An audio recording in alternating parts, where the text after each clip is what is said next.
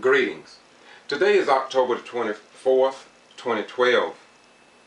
I'm here because I do not want to see the citizens of Valdosta, Brooks County, Thomas County, and of course Lowndes County, home of Moody Air Force Base, to be left in a state of ignorance.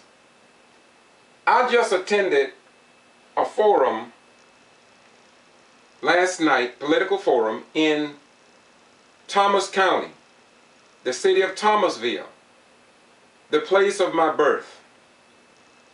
And once again, Representative Amy Carter, Tim Golden, and Ellis Black were no-shows. Much like the debates here in Valdosta and Lowndes County at the Rainwater Conference Center, hundreds of people came out to see what the candidates had to say and studied their positions on the issues. Yet, these Georgia representatives failed to appear in Valdosta and Lowndes County, Georgia. We can only imagine how this could happen without a large outcry from the South Georgia newspapers, and I do mean the Thomasville Times, Enterprise, the Quitman Free Press, and the Valdosta Daily Times. We don't mean just an article that they were not present, but to the degree that statements could be made about them, as was made about a candidate by the name of J.C. Cunningham, when he said, "I'm not afraid of anybody but God." Where did that play into the scenario of the voting process here in the state of Georgia? So I'm sure that the citizens of Valdosta and Lowndes County, Quitman and Brooks County, Thomasville and Thomas County are asking a question. Where is our representation? Do they want our votes? Or do they believe that because maybe they are in the clique and among the slicks that they don't have to show up? All they have to do is have their name on the ballot and they're going to win on November the 6th, 2012. Even more importantly, possibly, is that the Valdosta and Lowndes County Industrial Authority gained the attention of citizens here in Valdosta, a metro city in the state of Georgia, yet around the building are names of candidates, all Republicans except one, Bertram Monte. Bertram Monte is the only name that are posted that are Democrats. And so I recorded that, and you'll see that on this YouTube channel.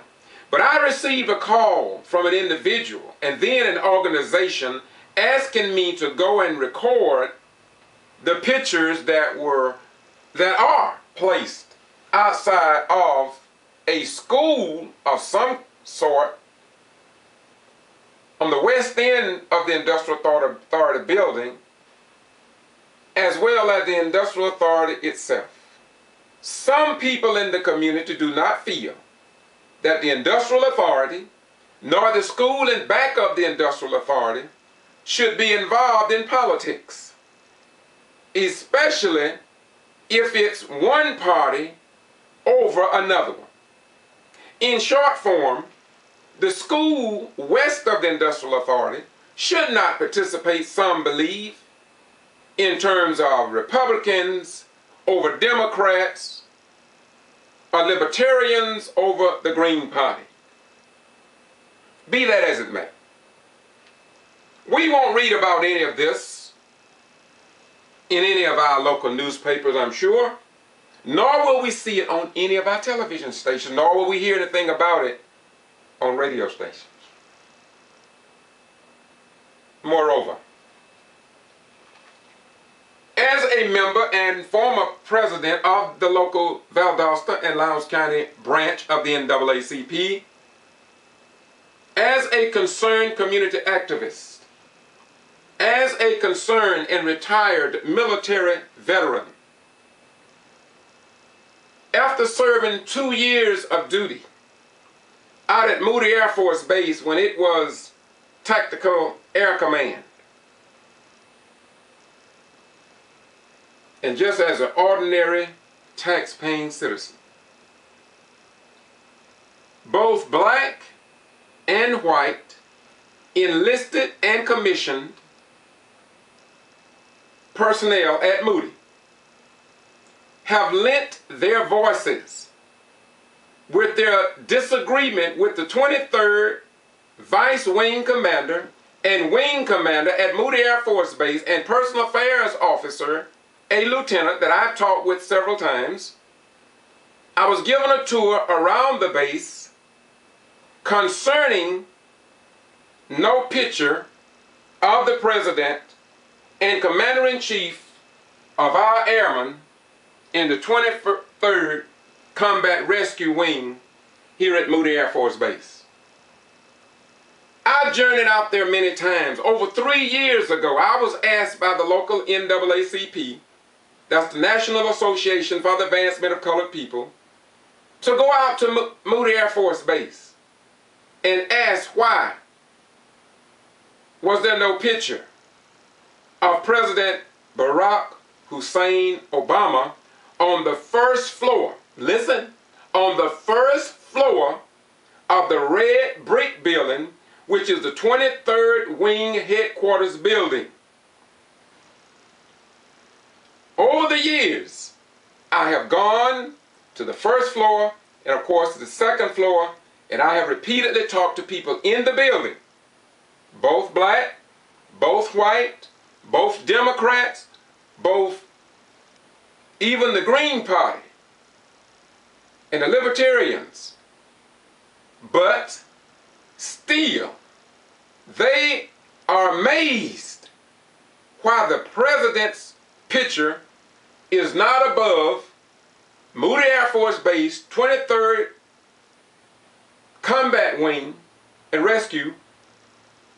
Why is there no picture above the wing commander's picture? Many of us who are retired realize that something that we used to take pride in, and we used to go to the wing and headquarters building and the comm centers of the major squadrons, and we would see and we would study, because that would be a question on the test for rank. But the young airmen at Moody Air Force Base can't do that today because there is no picture. Now, I've been told by the Personal Affairs Office through emails that there is a picture. I was once told that the building was being renovated. Well, that may be true. No, it is true because I've seen the building being renovated.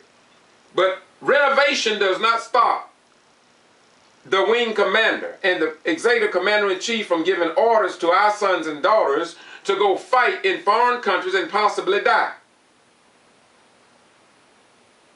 And to me, there is no need of this absence of the President's picture, number one. Number two, I cannot see why Ellis Black, Amy Carter, and Tim Golden cannot show up at meetings so the voters can decide if they want to vote for them, unless they feel like maybe the commander at Moody Air Force Base feel possibly. But even more shocking and different is that years ago, if someone would write a federal installation requesting or asking for information concerning something as serious to our troops, our men and our women, especially our airmen just 9 to 12 miles away, the commander, the wing commander, or the Personal Affairs Office will send you a courtesy letter explaining the details of your concern. But it seems as if though a new precedent has been set in stone in America, and we can hear it every morning on various conservative radio stations such as 105.9, 92.1, Rush Limbaugh program, Neil Bork, Mr. Hannity, the Honorable Savage Nation, Star Parker, a black female columnist. We can hear the new precedent wherein the commander-in-chief of our sons and daughters, some who have died on foreign battlefields, this is a new precedent to criticize him, call him a clown or Hitler, every dirty name that you can imagine.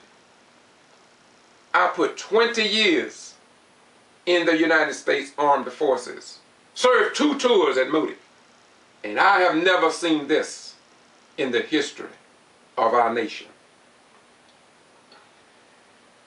And in 2008, I was on Savannah Avenue. You've heard me say this before, who listens to my YouTubes.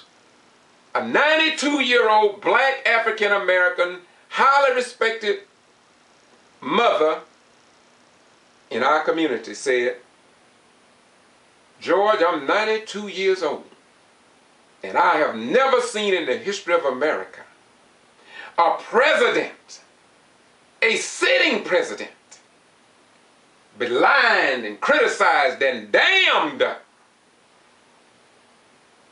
like the 44th president of the United States of America." Not even during, I'm adding this in, she didn't say this, not even during a period when blacks were considered 3/5 of a human being, denied the right to carry a firearm to protect themselves and their families, even their children.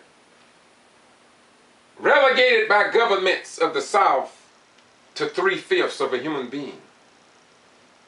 Not permitted to maintain a family structure outside of a plantation among other blacks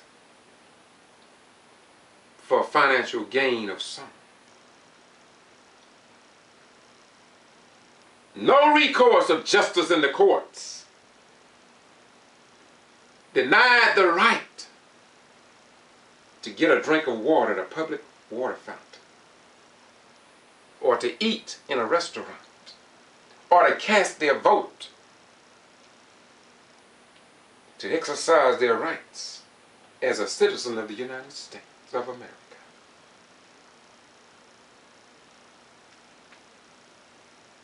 Yet, blacks never thrust upon any of the other all 43 white male presidents the venom and the disrespect that we hear across our nation today.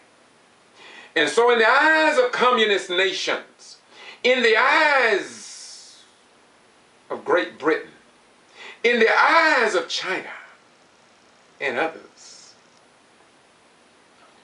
we are proving to the forest reaches of the planet Earth and perhaps out into space, just possibly, that there are a segment of citizens in the United States of America that are not as good as others are. And so, although you probably won't hear anything about the issues that I just brought up in your newspaper, on your radio stations, or on your TV stations, and just maybe your rabbis, your imams, and followers of Jesus Christ will ignore these concerns. But I am one servant of all these great worthies that are worthy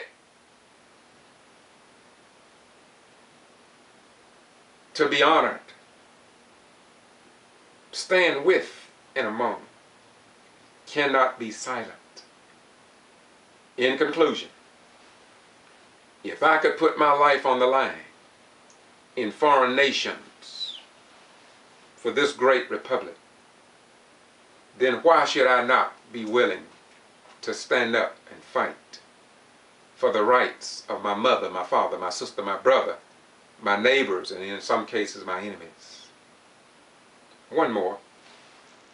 We also received a letter from people that work in the North Side Post Office here on Perimeter Road, because there is no picture of the President of the United States or the Commander-in-Chief of our armed forces at Moody Air Force Base. There are no picture in that post office of the President. Being the person that I am, just like I did for Moody, I traveled to Moody at least 12 times trying to find answers, and I still don't have one that I can give a valid report back to the local branch. When I went to the post office, I was told they didn't know why the picture wasn't displayed at the North Side Post Office, and so what I did, I wrote to the Postmaster General in Washington, D.C., I believe it was, and he sent a letter back to me, and he showed me where he had sent a letter to the Macon Postmaster General, and they sent me a document which I will maintain and I will keep on file for the future, and you know me, the future. They say that no political literature can be posted in any post office or on the grounds of any post office. And so I take that as law. Downtown, the reason why they can put a picture of the president, a small one at that, is because of the fact that the federal government owns that building. This building is not owned by the federal government. That's what I'm told. And this is why they can have a picture of the president over there, but not over here. I was satisfied with that, as I said.